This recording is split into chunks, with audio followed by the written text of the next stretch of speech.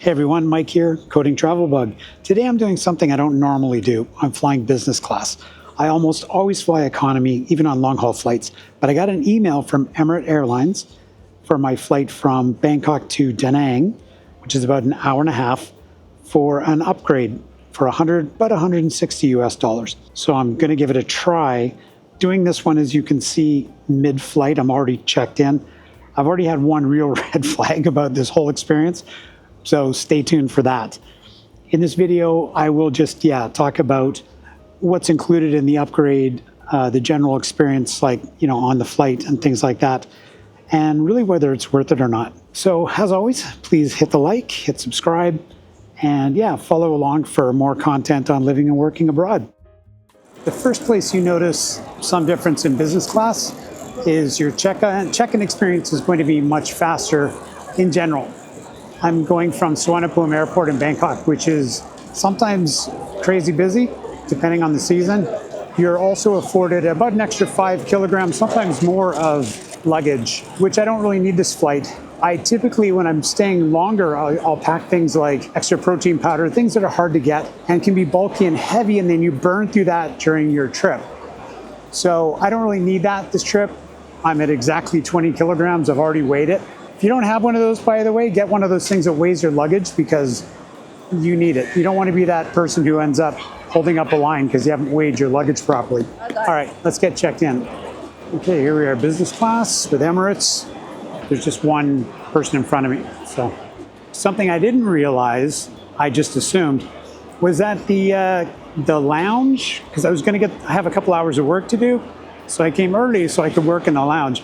And she goes, "Oh, I'm really sorry, but I think it's called the Miracle Lounge is not available for your ticket."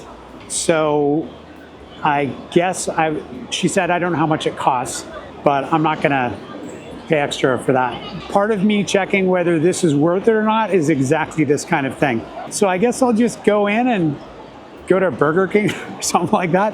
This is kind of disappointing, I gotta say. I mean, it's an hour and a half flight. You pay 160 bucks extra, and they begrudge you sitting in the lounge for a couple hours. Yeah, it's kind of chintzy, sorry. But at least I can enjoy this food court Burger King, right, which is my favorite.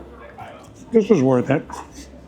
Okay, it looks like my flight is boarding now. Looks like I missed that one little thing you get from having a business class ticket where you get to go to the front of the line and act like you've got backstage passes to a concert or something. Anyway, I'm going to jump on the flight now and we'll have a look at what business class looks like. Okay, so I'm on the flight. The stewardess already came by, got my glass of champagne. So it's a $160 glass of champagne. It's actually really spacious in here, like more than I expected. Seats are pretty tight, like it's not like a huge seat, but the leg room is insane. It's almost like being in a theater. You're so far away from the movie screen. Overall, the in-flight experience is relaxed and you're well looked after. The food is good, but so is the food in economy in Emirates. So there's no real advantage to taking business for the food, except the coffee. Definitely a good cup of coffee. Okay, welcome to Da Nang. 2 more things about the business class. First of all, by the time I got out of the airplane, because you're the first person out, there were very few people in business class. I was at customs or in immigration within 2 minutes.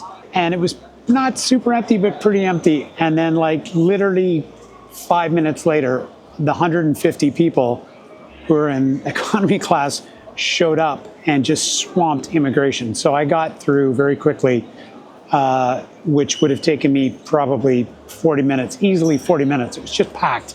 The other benefit, of course, as soon as I got out to the luggage rack, my bag was already there, right? So there's really, no one else had even got there yet. Okay, welcome to Da Nang, to Vietnam. I'm in my hotel. I'm in the Avatar Hotel. Just a quick wrap up about whether it's worthwhile doing the Emirates upgrade. I want to say yes. I didn't get to use the lounge. That was a big negative for me. And I thought when that first happened, I was so disappointed because that's why I did the upgrade. I didn't do it for the food. I did it specifically for the lounge. It's my own fault, I guess, because I didn't check. So I suppose when you do that upgrade, it's a discount upgrade. They're just trying to fill seats. They don't want to have a bunch of, the great unwashed in the lounges with the full fare people or something like that. I don't know what it is, but Emirates, if ever you hear this, please add the lounge. It's not a big deal. I'm not going to go in there and eat and drink my face off. I just want it to work a bit, right? It's the main reason I got it. Having said all that, I rarely treat myself to anything. Like I eat street food. I'm a pretty simple guy. So I look at this as being a nice way to pamper yourself so you can just make your life a bit easier. It's really nice. When you check in with business, there's no guesswork. You don't have to wonder if it's going to take you an hour or 10 minutes. It's going to be fast. Number two, the luggage. You get that extra luggage if you need it, which if you're on a big trip can make a lot of difference. In my case, I didn't need it, but it might be worth it to a lot of people. The meal in the sky, it wasn't that big of a deal because it was an hour and a half flight. You basically get some noodles and some fruit. And I don't drink a lot on the flight, so I didn't take advantage. They had a very good wine list and everything there. The big one for me was when I got into immigration and that lineup that happened 10 minutes after I got there. It was ginormous. That would have taken me a long time to get through. I want to land and just go. For me, $150 is worth it. When I go back home to Thailand, I'm less concerned about that because they have the whole immigration system sorted out much better than most places now. I almost never have to worry about waits or anything like that. And there's so much traffic in Suvarnabhumi Airport that extra 2 minutes you get from leaving early off business won't make a difference. So, is it worth it?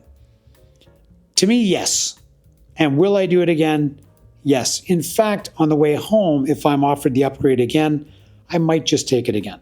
I kind of love Emirates. I do. I flew with them, a couple of years ago. And I flew with them when I went back to work in Malta a couple of years ago in Europe. And they're just such a professional airline. Everything runs perfectly. Do yourself a favor. If you're coming on a trip and you get a chance for a relatively inexpensive business class upgrade, check-in time, hopefully there'll be a lounge, but check on that. And getting off the plane in time can really save you time. And it's, we have one life, right? Treat yourself. Why not? On that note, I have to check out of my hotel and get over to the condo I've rented. From the Coding Travel Bug, this is Mike. Hope you guys can make it to Vietnam. I've been walking around this morning. It's lovely here. I feel like I'm back at home. It is such a great place to base yourself if you just want a few months away from home.